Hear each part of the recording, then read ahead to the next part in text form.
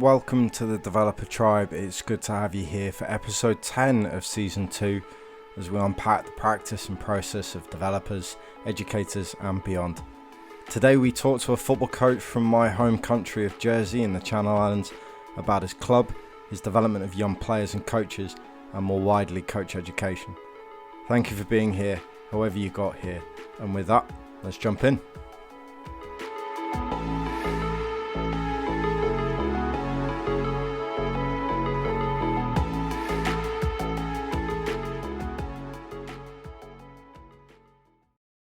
My guest today is the head coach for Game Sense United and lead coach for the Jersey Football Association Centre of Excellence Under 14s. His journey to this point started at 17 years old, but more recently completed the FA Youth Award and is sitting his UEFA B licence at the moment. He also runs the website A Coach's View, talking about a range of coaching practice, issues and support. A coach I've gained insight from on many occasions and that I respect for the time and energy he puts into a considered process. It's my pleasure to welcome Aaron Travers to the pod. How are you doing today? I'm very good, thank you. Thanks for having me. Yeah, no, of course. And, I don't think we ever actually got to play together. We've trained together, but clearly you played with my brother at St. John's plenty, though. Yeah, I remember back in the day, the young 17-year-old Tim Jones coming through. But yeah, I think I kind of got injured and kind of moved on by the time you started breaking through a bit more. Well, I hope it wasn't my fault. Probably me not looking after my body enough. That's what it was. So look, what's happening for your coaching at the moment in Jersey? What's it look like? So at the moment, it's all obviously with the kind of current Corona situation. It's a little bit stop-starty. We have been more fortunate than I think you guys in the UK and Scotland and everywhere, where most of our games program's still gone ahead. Obviously, with the restrictions in place, we have to have less than 40 at a game. So it's pretty much the two squads, the officials and the coaches. Closed doors everywhere. Because it's fleeting contact, we're allowed to play games. However, just before Christmas, obviously it got a bit tight down here, so they reduced the numbers to 10. So there's been no games since I think beginning of December, and we're optimistic we can kind of get back to games in the next 2 weeks. Will be ideal. That's kind of where we're sitting at the moment. Yeah, I'm sure you're missing it. As part of preparing for this, I asked you what topics you might want to discuss and got a list worthy of multiple episodes, to be honest. It's testament to your knowledge and interest in coaching. But I wanted to start with your club, Game Sense United. How did that come about? So the two previous clubs I was at were St. Paul's. I was there for about 14 years. Left there and was kind of asked to go and support kind of the new makeup of Grooville FC. Off the back of that, when I come back from Australia, did a bit of work there again, but just decided that kind of my own philosophy, my own way of doing things, I'd like to try and build a team, not just a team, but several teams and a club around. So we decided to start what was originally a private business in 2014.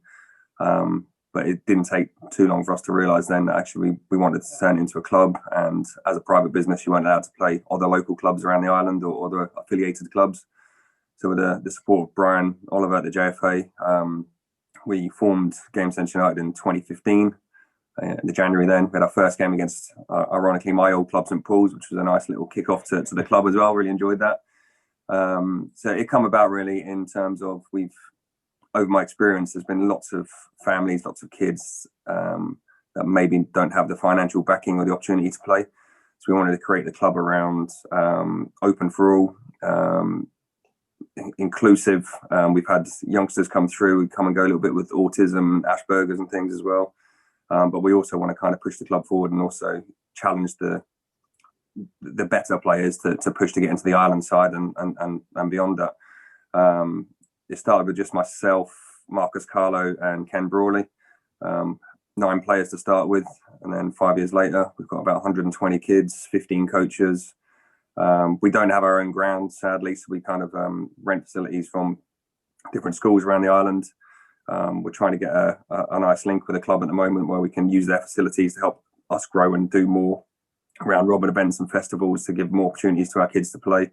But yeah, it was based around an opportunity for everybody, because growing up in an estate where I did back here in Jersey as well, there's limited funding for some families. Those that don't have as much access as others, we want to give them the opportunity to get in as well. So yeah, football for all. And then off the back of the football side, developing young players, kids. We also in my head, I also wanted to develop new coaches. So I wanted to make sure the coaches would come in, ideally around the philosophy I have and the principles I have. Can they buy into that? Can I help mentor them and kind of develop them as well? And it seems to be going really well at the moment. Obviously, we all have our own personal characteristics to bring to the job, but we've all got the same values and same morals and that kind of stuff. So it's going really well at the moment. Yeah, I suspect that clear philosophy, those clear principles, are why it's been so successful, and it's been a pleasure from the outside to see that grow. Can you start to unpack, what does game sense to you mean? What is the philosophy? What are those principles of the club? So some of the values we have are kind of core in terms of anyone that comes in. To be fair, we actually we kind of use the term that, football's the hook. But it's more about the child development side of things. Football's the game that we hook them in with, but we want to look at the bigger picture, the holistic side of it. So, not in this current climate, but normally shaking hands, making sure we speak to every individual when they come in.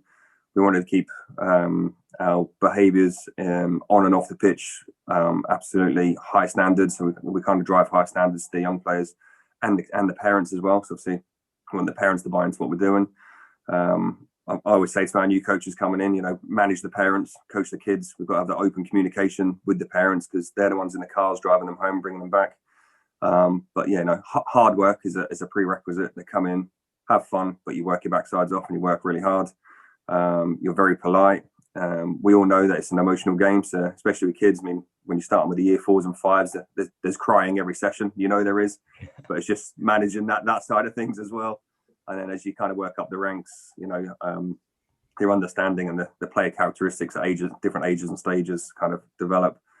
But I think the big one's hard work. We wanted to instill a kind of another strapline, I guess, in a way, is a lifelong love of sport. So we've had some kids kind of come to us for the first couple of years, maybe go off and do a different sport and then come back to football. We want players to literally be fit and active and healthy for as long as they can.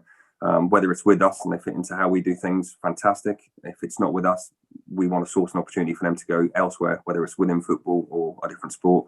But yeah, that's kind of the drivers where we're at with that.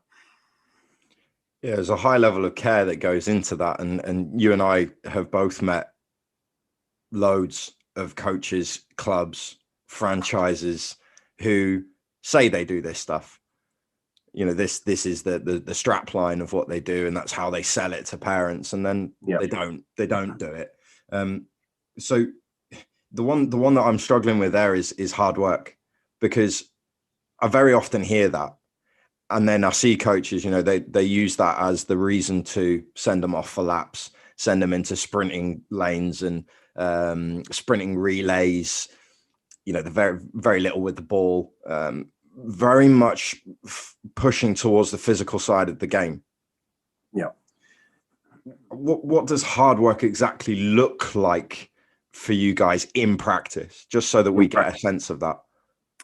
So again, depending on the age and stages, if your session design's right, if your if how you're coming across to the kids is right, if you can get them motivated, fantastic. Normally, if they're motivated and encouraged, they want to do the topic that you're working on, the hard work will come out because there's a reward for them at the end of it. There's whatever it may be. Obviously, there's some sessions that you might put on where the kids, I think of some defensive sessions that they don't want to do that. They want to be banging the ball in the back of the net.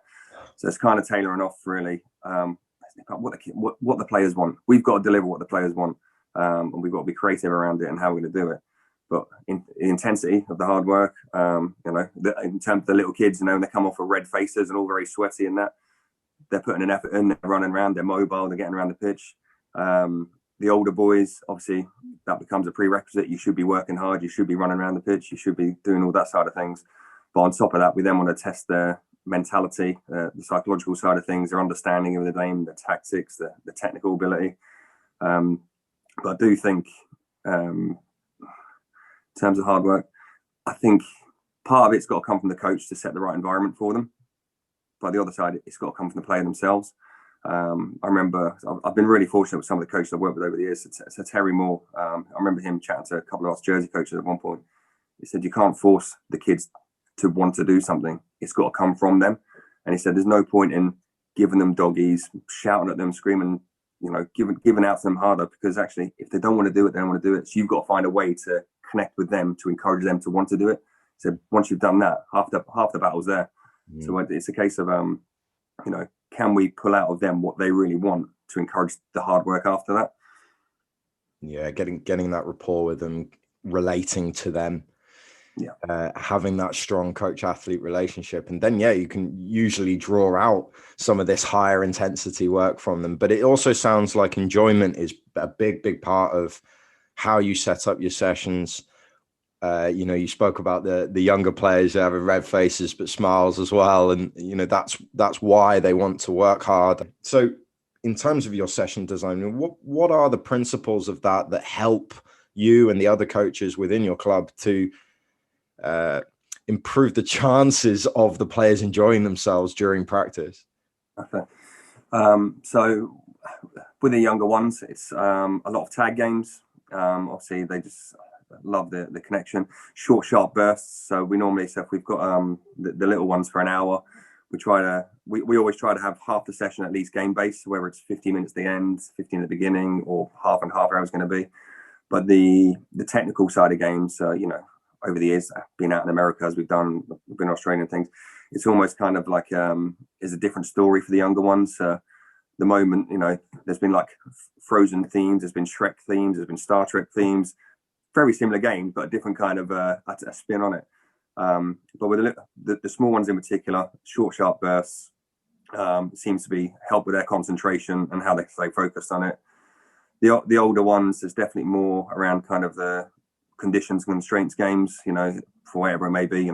If the underload team scores, it counts as 2, and whatever it may be around the session design. For the older boys, it's more so working with the 14s now, as I've been for the last few years. They pretty much, they're not overly fussed about the incentives and constraints. They just want to play the game, and they want rewards off it in terms of just scoring and beating the other team, because they're at that level now. They're the best players in the island in our eyes at this moment in time. So we don't need to put as many kind of story-based facts behind them, and they're a bit too mature for that now anyway. So it's almost kind of designing the session around the characteristics of the group and the age and stage of the group.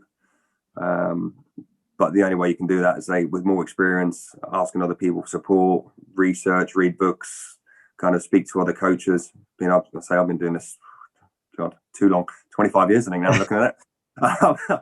But I've still got no qualms with going to speak to other coaches about stuff. And there's even coaches that have only been working for a year or two where I pick their brains because they've just got a different angle at things. Whereas obviously we've been doing this a while. We might be kind of focused on one area. Actually, I knew a lad coming through. We got 3 young coaches coming through in our Game Sense Girls side of things.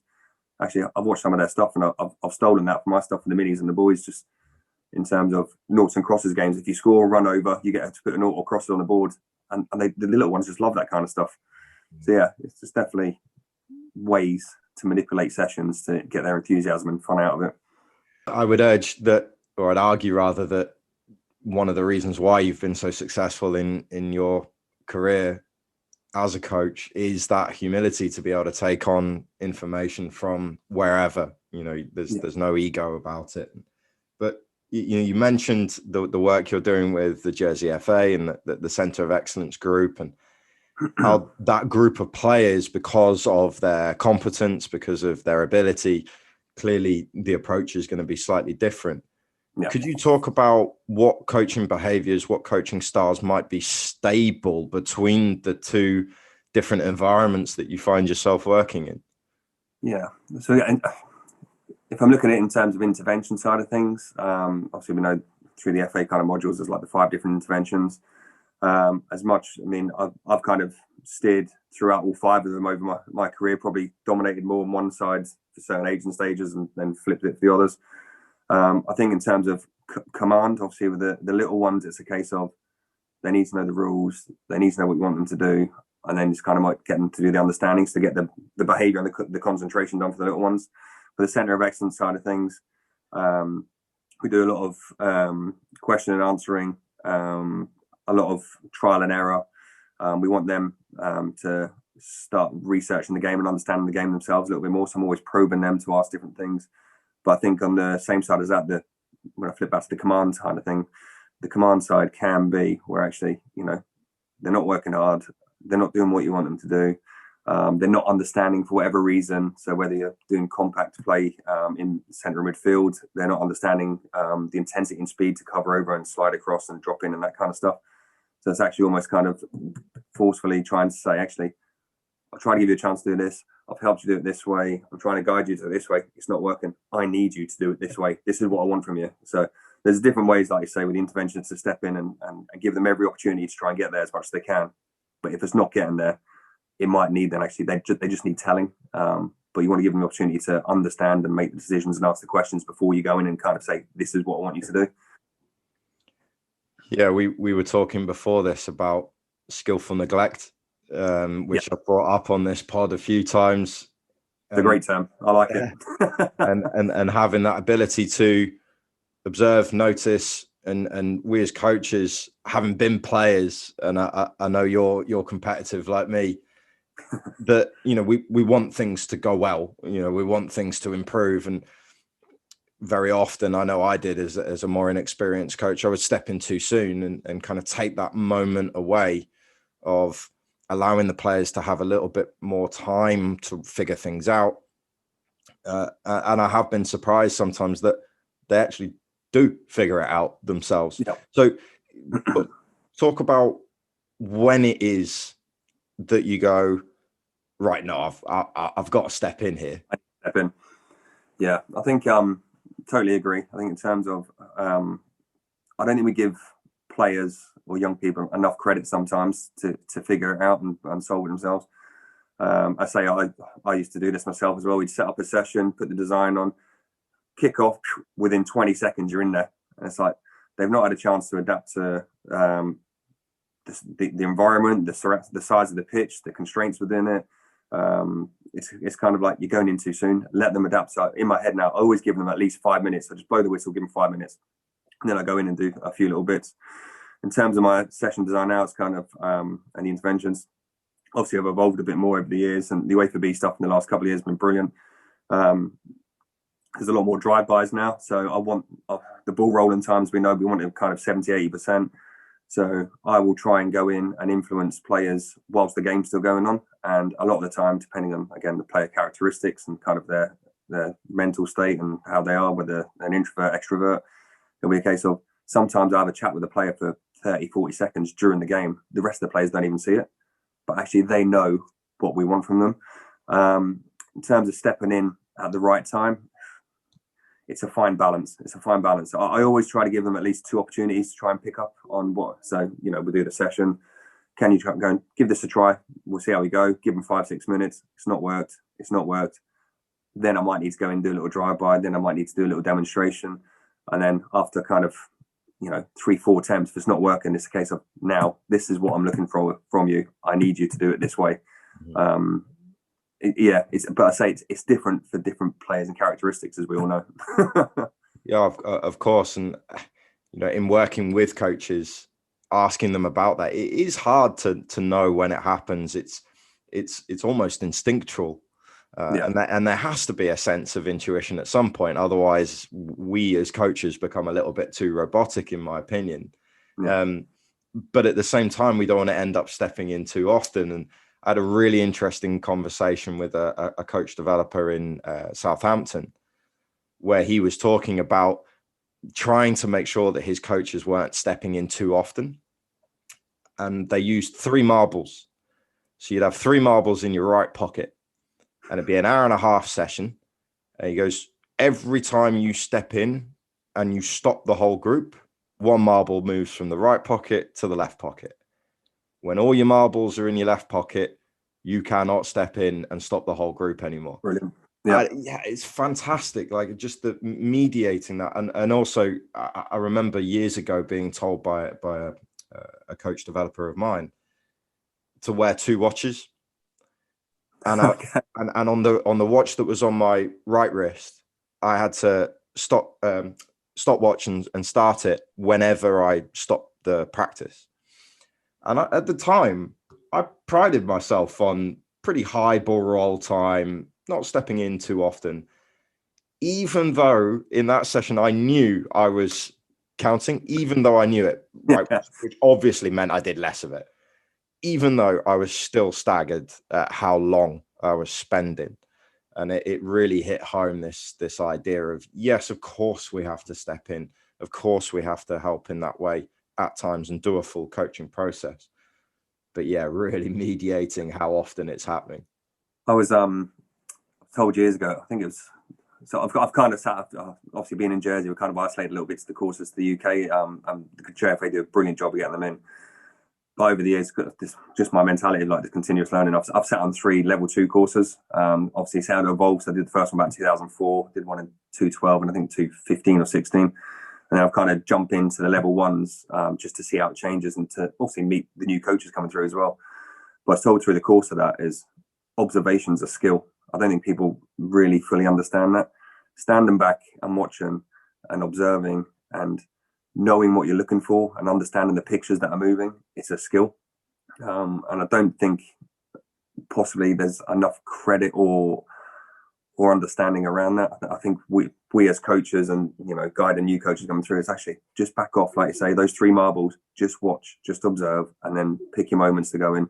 Of course, they all need coach at some point. You've got to coach. You've got to go in and coach at some point. But it's the balance off again between how much you go in, how much information do you give, too much information, et cetera, et cetera. You know, in mentioning what you were saying about, you know, going on these courses again, revisiting things, but more importantly, meeting the young coaches. You know, one of the reasons I wanted to speak to you is you advocate really strongly for grassroots coaching in the island. You have a Facebook group where I see you post regularly about things that are available to them, your support to them. You know, and these coaches are in clubs around the island that compete against yours.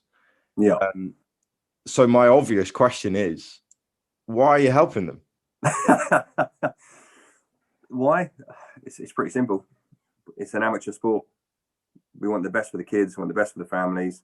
Yes, we want the best for our clubs, and we all want that kind of recognition that, you know, I mean, I'll say the club I mentioned before, I was there, we were winning trophies every year.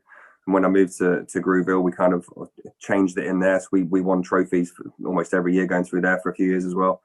But there comes a stage, the same part of my learning journey. It's actually when I said about the young kids that don't get the opportunity or the perceived superstars that play every minute of every game and the other ones don't come on till their team's winning 4 or 5-0.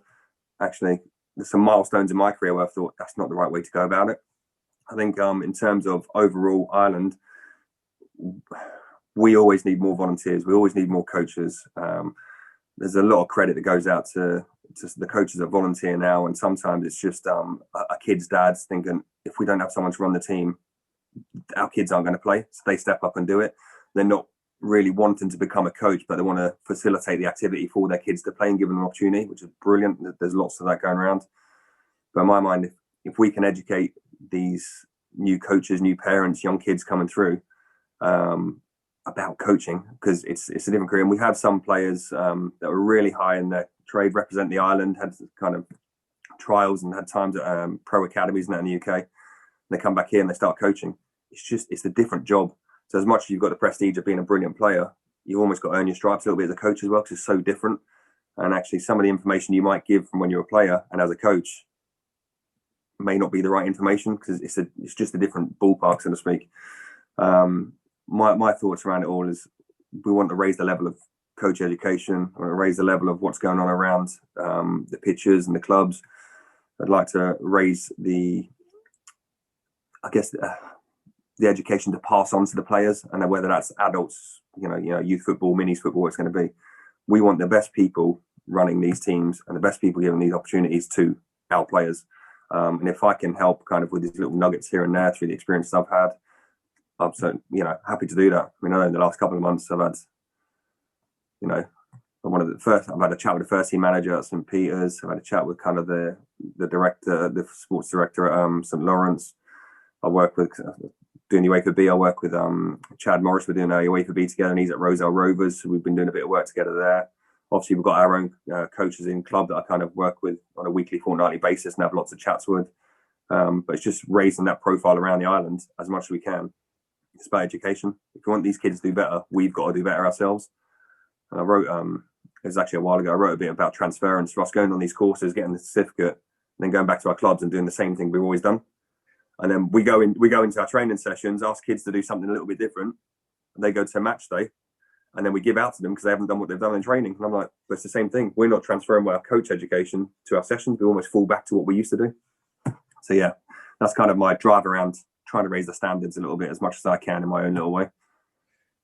Yeah, which I'm sure is massively appreciated by those coaches in the island. You know, not everyone's going to engage with it, of course, but I have seen plenty that have, and I think positively we are, especially in grassroots worlds, moving away from shielded knowledge, from saying it, this is our club, this is how we do it. You can go away.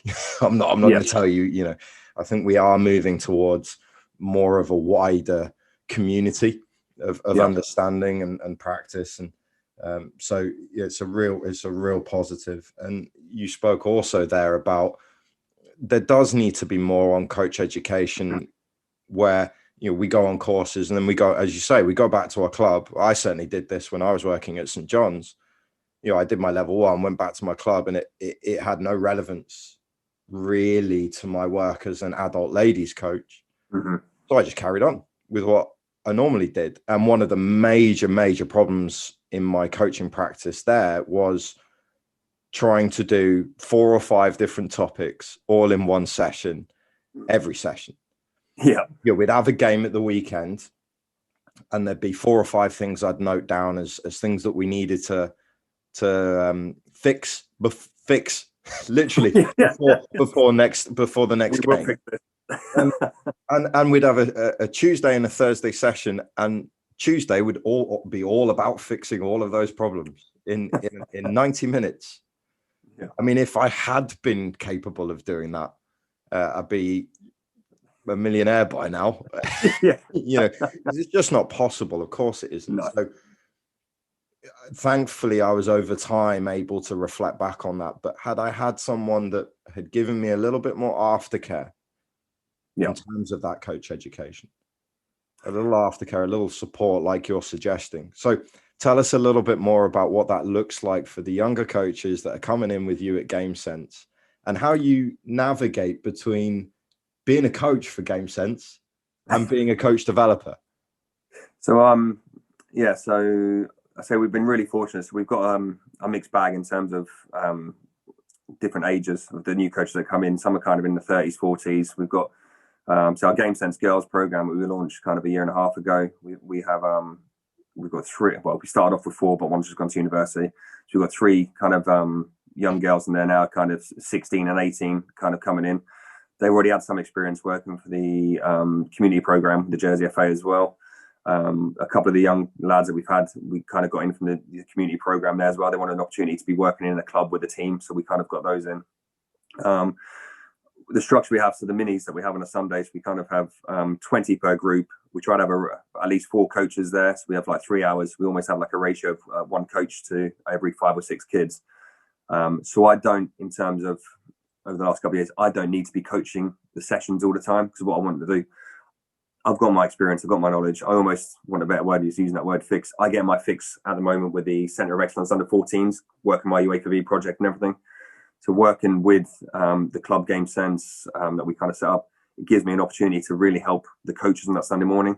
So we've got a WhatsApp group as we do these days. And we kind of bounce session plans off each other, and kind of I'll check and challenge a little bit of their thinking around that.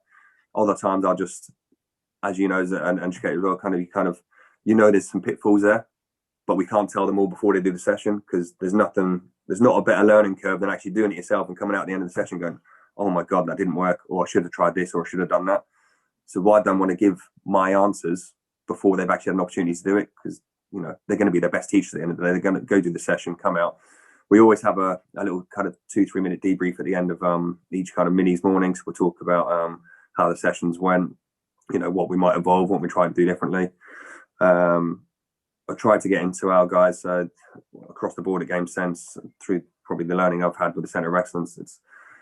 when you're saying about fine tuning that topic, don't go and hit 5-6 different things in 1 hour, especially with 9-year-olds or 14-year-olds or 3-year-olds. Or you're saying adults, just can't do it. Yeah. So I kind of set a challenge. So we're good where we are at the moment. So obviously we've got the whiteboards in some of the gyms at the school. So we kind of plan ahead and say, what's in possession or out possession? What's it going to be? Okay, boom, brilliant. What's your top going to be? Is it going to be forward passing? Brilliant. Give me 3 things about forward passing that you've got in your head that you would like the kids to learn. We just put those 3 things on the board. And that is the reference points. We discuss it with the kids at the beginning of the session, obviously depending on their age and stage. But that is the reinforcement throughout the whole session are those 3 things. So if you're working forward passing, I don't want you talking about defending the right area. I don't want you talking about being compact. Work on your forward passing and your movement and positioning, that kind of stuff. How are you going to get your team moving up the pitch? So it's a case of, for them, the pre-bit is the WhatsApp groups, the chat when we get there, the organisation and the planning of the session, how they do it. The during, I kind of hover around the monitor, I'd give different observation points and just listening to what they're doing. I'll kind of give a bit of feedback then at the end. So the after bits, the review, getting them to understand what they think they've done, how well they think they've done, what they might do differently or what they learned.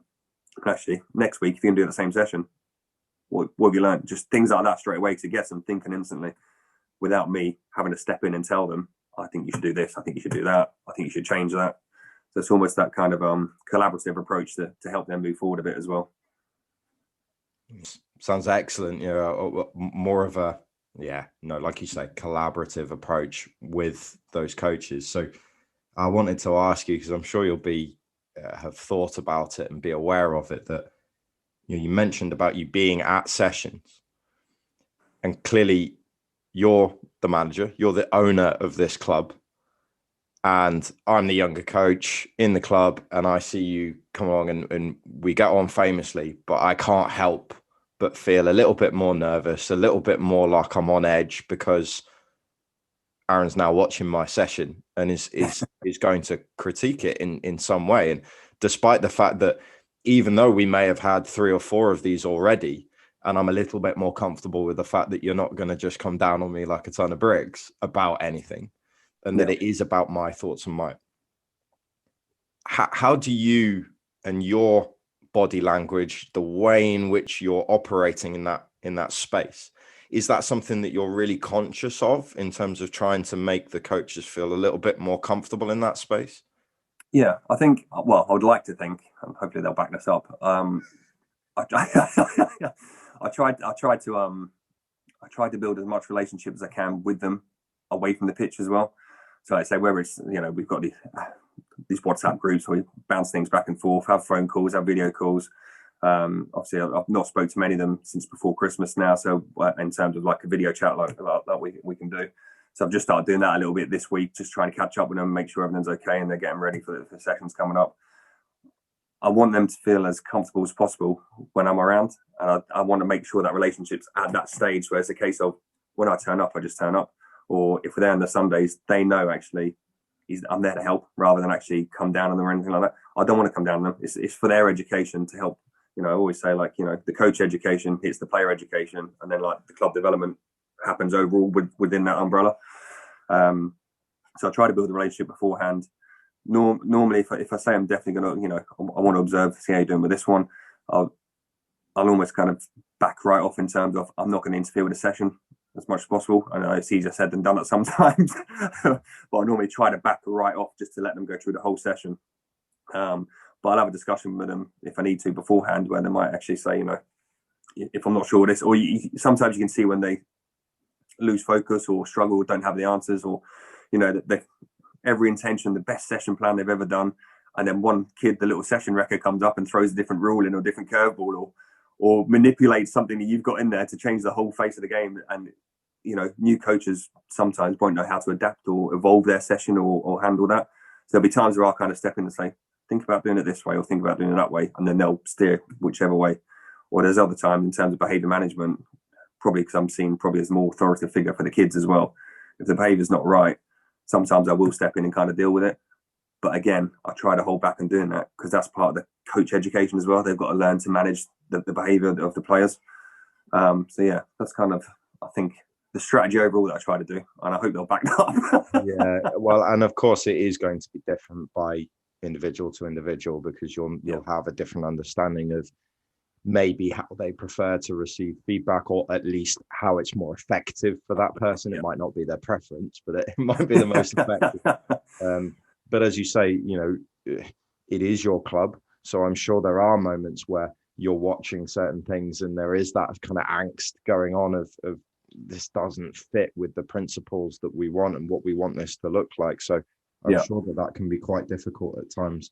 But there was a point there that you made of, you know, when we are working with younger coaches like this, more inexperienced coaches like this, really making them understand that the focus is on the players, that we're only really working with their practice, their behaviors, because of the effect that that will have on the players. That's a really nice indirect way of talking about them. Yeah, totally. And it's immediately more effective. It is immediately more effective. Clearly, you're very engaged with football in the island. You care about it a lot. What would you say is likely to be the biggest success for football in the island over the next 2 or 3 years? God, I would love for the Jersey Bulls to do well. Obviously, we've had. I say I'm not part of it, but we've had challenges around obviously the fixtures and COVID and all that kind of stuff at the moment. And then obviously, you know, going for that absolutely unbelievable unbeaten run to get promoted. Tell us what is the Jersey Bulls? Tell us what. So the Jersey Bulls is a team that was kind of set up over here to give, again, more playing opportunities to the better senior players, men's teams. Because obviously representing the Jersey FA is fantastic, and that's what everyone wants to do, represent your island. But in terms of the games program, there was some concerns voiced by many players about the actual consistency of the games program. Obviously, we have the island games every 2 years, etc., etc.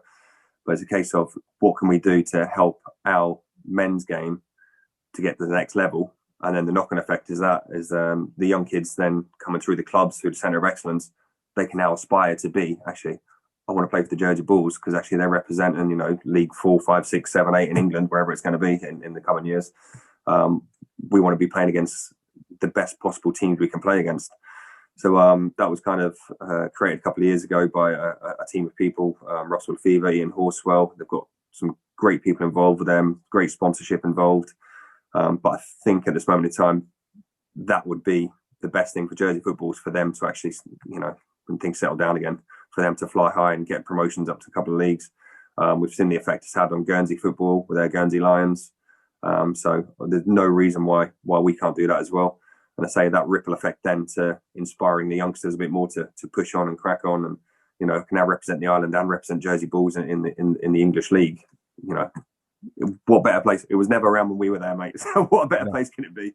No, and I would never have been selected. But how does it sit with the national side? Because obviously there's an island side as well, right? That plays in the Marathi and Island Games. Do they conflict?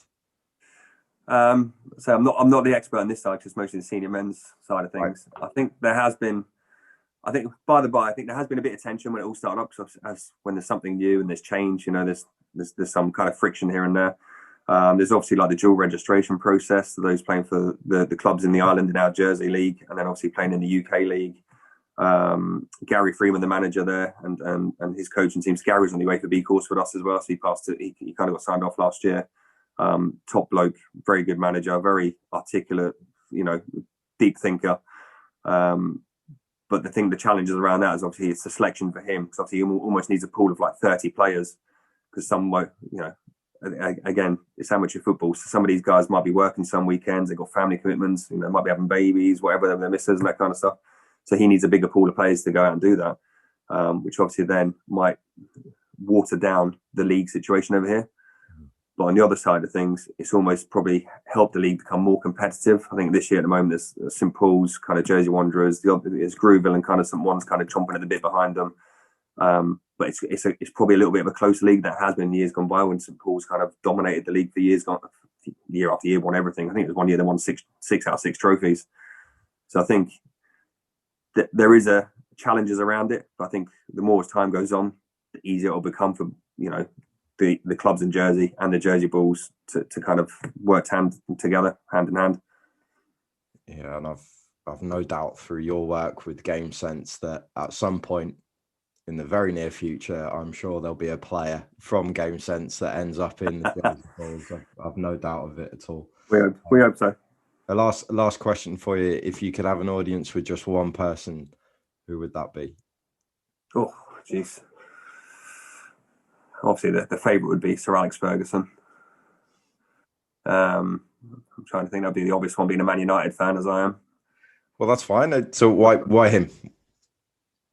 I think it's more when we talk about kind of the man management, knowing the individuals, knowing what makes them tick, knowing who needs the arm around the shoulder, and knowing who needs digging out a little bit. I think his management and the consistency of, like, his enthusiasm, his motivation, his drive to win, drive to be the best. Yeah, it'd be great to have a conversation around that. I mean, I've been fortunate, when I think of him as a manager, I've been fortunate with some of the coach tutors I've had over the years. And when I mentioned level 2, back to, we had Jim McKelman kind of do that one. We had Richard Horner come in, Paul Holder come in. I've worked with some brilliant people that have come over, done the courses here. So in terms of a manager, I'd love to speak to them. Yes, Sir Alex Ferguson, I'd say, is the obvious one. Then you start going back, isn't it? You look at Brian Clough and Alf Ramsey and things like that. It's kind of like the different generations of how they did things. It's brilliant. No, good choice. I'd love to meet Sir Alex as well, but I might have to not tell him I'm a Liverpool fan before. We see how tomorrow goes. before the conversation. Aaron, thanks so much for your time today. If anyone wanted to reach out, what's the best way to get hold of you? Probably at the moment. So I've kind of updated the website at coachesview.com, and I'm kind of on Twitter with a Coaches View one. I think it's under that one.